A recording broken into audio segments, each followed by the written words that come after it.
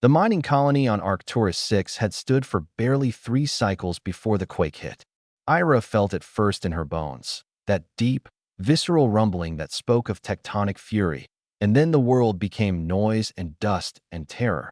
When the shaking stopped, she found herself pinned beneath a fallen support beam, her left leg trapped at an angle that made her vision swim with pain. The emergency lights flickered overhead, casting everything in crimson shadow. Around her, the prefabricated structures of the colony groaned and settled, finding new equilibrium in their ruined state. That's when she heard it. A high-pitched keening, barely audible over the hiss of escaping atmosphere seals and the crackle of damaged electronics. Ira twisted her head, ignoring the lance of agony that shot through her ribs. Across the collapsed corridor, perhaps 15 meters away, she could make out a jumble of twisted metal and synthetic wood, the remains of the Velkin family quarters. The Velkins were one of only 3 alien species living in the human colony, bipedal felines with russet fur and 6-fingered hands that could manipulate tools with uncanny precision. The keening came again, weaker this time. "Hello," Ira called out, her voice cracking. "Is someone there?" Silence. Then, a small voice, trembling with fear. "Human? Human Ira?" She recognized that voice. Kiko, the elder cub of the Velkin family. Maybe 7 cycles old in human years. "Kiko, are you hurt?" "Trapped," came the reply. "Moreau too. The beams, they fell. Mother and father went to help the others. They told us to stay." But then everything shook and the voice broke into a sob. Ira closed her eyes, assessing her situation. Her leg was pinned, but not crushed. She still had feeling in her toes. Her arms were free.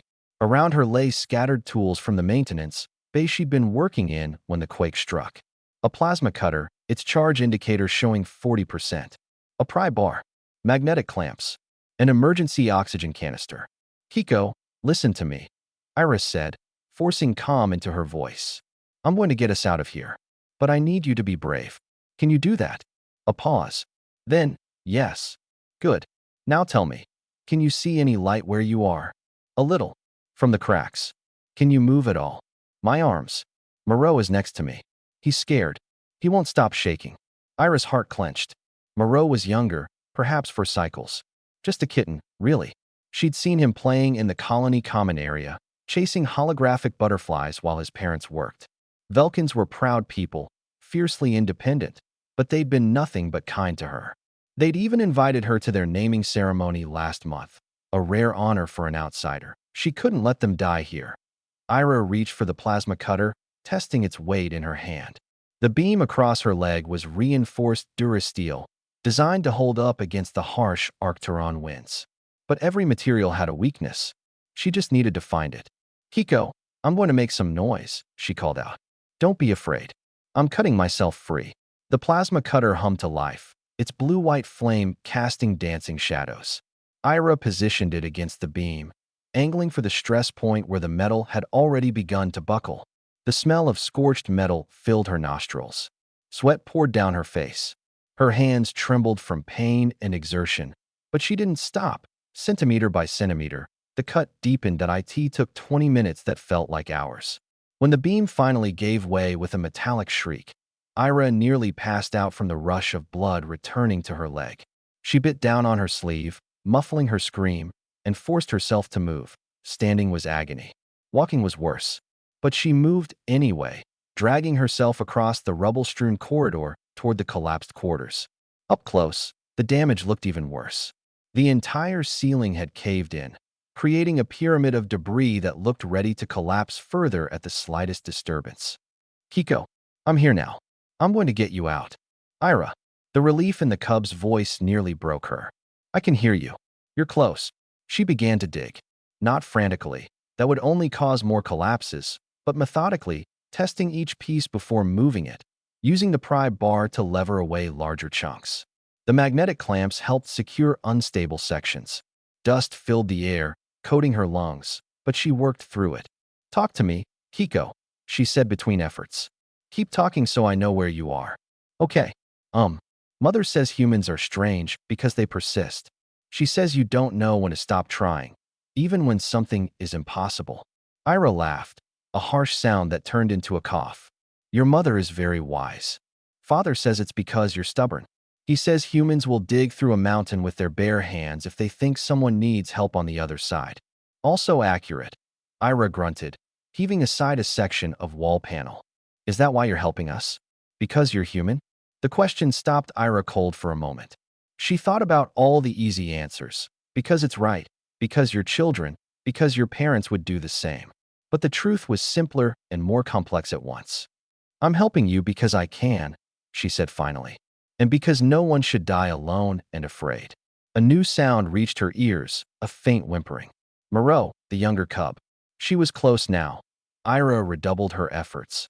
Ignoring the protests of her injured leg, the burning in her muscles, the dizziness that threatened to overwhelm her. Piece by piece, she excavated a tunnel through the debris. And then, finally, she saw them point two pairs of golden eyes staring up at her through a narrow gap. Russet fur matted with dust. Small bodies huddled together beneath a lattice of broken beams. Hi there, Ira whispered, reaching her hand through the opening. Ready to get out? Kiko's tiny six-fingered hand grasped hers, and Ira felt the cub's claws prick her skin, not in aggression, but in desperate hope. Yes, Kiko breathed. The final extraction took another hour.